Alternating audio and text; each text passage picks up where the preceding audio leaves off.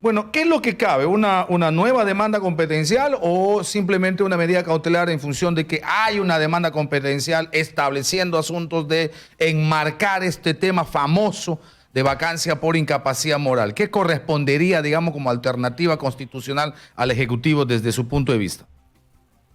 Lo que ocurre es que la demanda competencial siempre es sobre un acto que, en opinión, con la consideración de un poder del Estado o de un órgano constitucional, afecta la competencia o menoscaba sus atribuciones.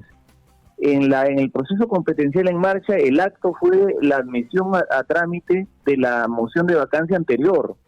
Entonces, ese proceso ya, en circunstancias normales, tendría que haberse declarado concluido por sustracción de la materia, pero el tribunal ha preferido no archivarlo para dar un pronunciamiento general respecto de la interpretación de la incapacidad moral permanente como causal de vacancia. Entonces, sin embargo, el objeto principal del proceso es la admisión a trámite de la moción de vacancia anterior. Entonces, si el presidente quisiera cuestionar esta segunda moción de vacancia, tendría que iniciar un nuevo proceso competencial respecto de esta eventual segunda moción de vacancia. Pero terminaría lo mismo, digamos. Pero a pesar de que en el tema de fondo, en el asunto de poner un marco, que es lo que aparentemente va a hacer el tribunal, creo que es lo que ha señalado, ponerle contenido, marco y límite a este asunto de la famosa vacancia por incapacidad moral, digamos, calza en el mismo, en lo mismo, porque lo que se va a poner es por incapacidad moral. Y sobre incapacidad moral, alcances, delimitaciones, marcos, es sobre lo que se va a pronunciar. Tendría que hacerse uno nuevo si es que sobre eso va a pronunciarse el Tribunal Constitucional. No debería ser como antes que te pronuncies sobre esto que me va a resolver este problema, por favor, ¿me puedes atender esta demanda, esta asunto de medida cautelar? No, por una razón, porque las medidas cautelares siempre están referidas al objeto del proceso. Es decir, hay un presupuesto de las medidas cautelares que es la adecuación. Una medida cautelar no puede estar desvinculada del objeto de la demanda. El objeto de la demanda que da lugar al proceso en trámite es la moción que admite a trámite la primera moción es la admisión a trámite de la primera moción de vacancia. En este caso ya estamos ante una segunda, ante un procedimiento distinto, y la cautelar tiene que referirse a esa segunda eventual admisión, y para eso tiene que demandarse la nulidad de esa segunda admisión en una demanda competencial. Entonces se tendría que esperar que el Pleno del Congreso admita o no la moción de vacancia para que el Ejecutivo pueda presentar esta demanda competencial y presentarla con una medida cautelar. Y además, en el proceso competencial, una medida cautelar para pedir que, admitida que haya sido la moción de vacancia, su trámite se suspenda hasta que no haya una sentencia sobre la que decida si esa segunda moción de vacancia menoscaba o no las atribuciones. Para usted. Del presidente. ¿Y para usted qué? ¿Hay razones para presentar este tema de vacancia por incapacidad moral? ¿Calza en el artículo constitucional? De ninguna manera, imagínese. Lo que ocurre es que hay dos cuestiones. Primero, que la incapacidad moral permanente no es la inmoralidad, es una situación que inhabilita al presidente de realizar juicios morales, o sea, una incapacidad mental, porque el proceso de vacancia no es un proceso para castigar a los inmorales ni a los delincuentes, sino para determinar, como las otras causales lo indican, la imposibilidad material de que el presidente siga gobernando. Entonces, pero imaginémonos que sea inmoralidad, que la incapacidad moral permanente signifique inmoralidad. ¿Qué se está pretendiendo en este caso?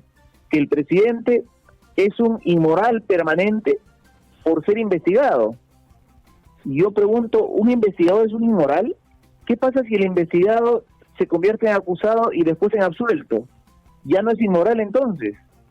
Es una cuestión que realmente no tiene sentido, porque no se puede tachar de inmoral a una persona por el solo hecho de ser investigada en un proceso penal, de inmoral permanente además, cuando esa declaración la va a hacer respecto de un investigado que probablemente después sea absuelto.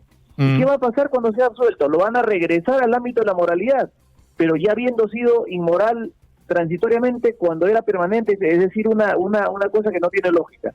Francamente, no se puede considerar que un investigado es un inmoral, porque todavía está por determinarse si delinquió.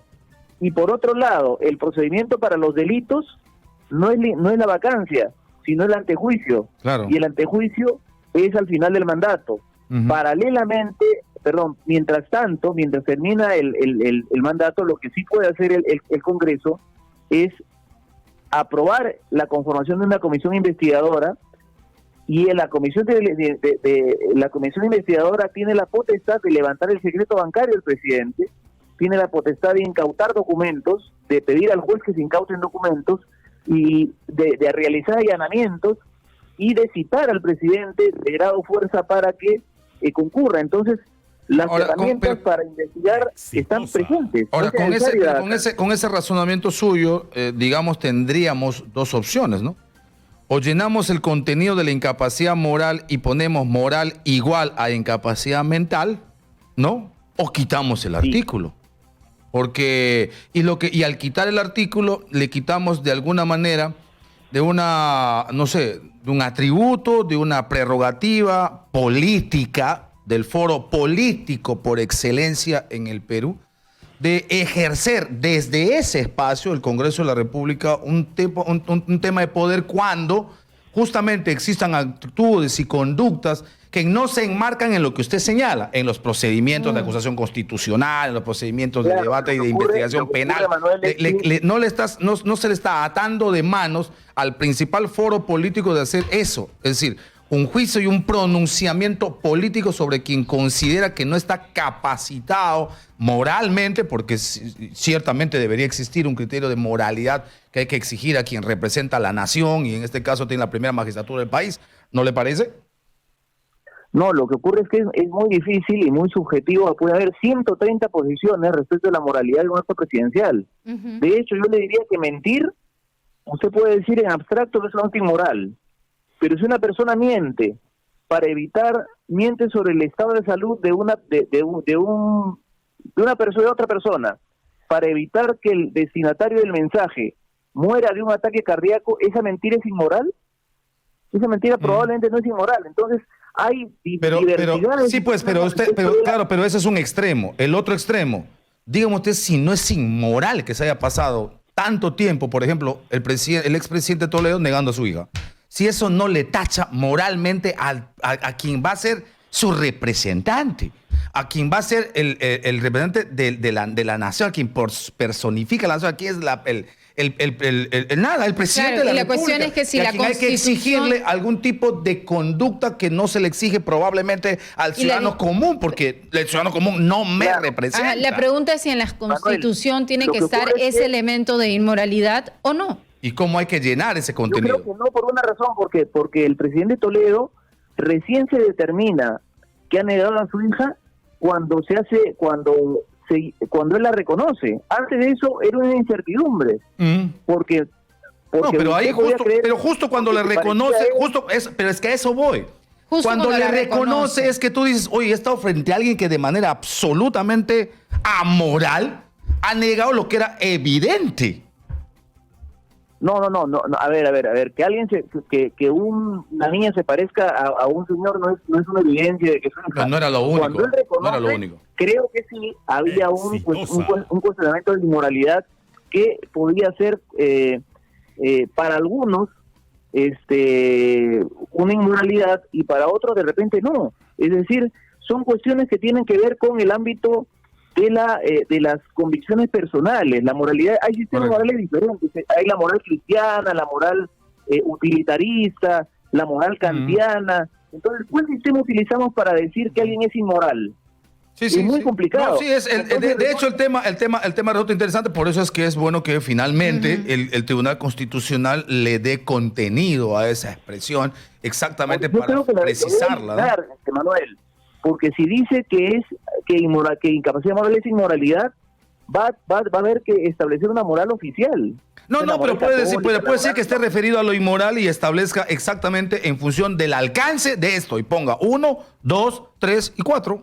No sé si pondrá más, pero digamos, ahí ya la moral tiene, digamos, un marco perfectamente atendible y especificado en este razonamiento que entiendo hará próximamente el Tribunal Constitucional.